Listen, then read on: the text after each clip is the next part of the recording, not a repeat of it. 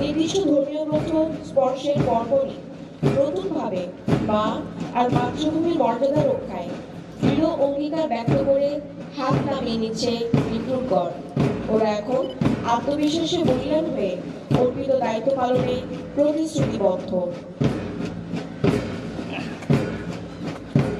ওরা মুসলিম, ওরা হিন্দু, ওরা বৌদ্ধ, ওরা খ্রিস্টান, দেশের সেবায় ব্রতী, ওরা এক বাংলা মায়ের সন্তান। ওরা সাহসী, ওরা দীপ্ত, ওরা বীর। শত্রুর কাছে হারবে না ওরা, নোয়াবে না শীত।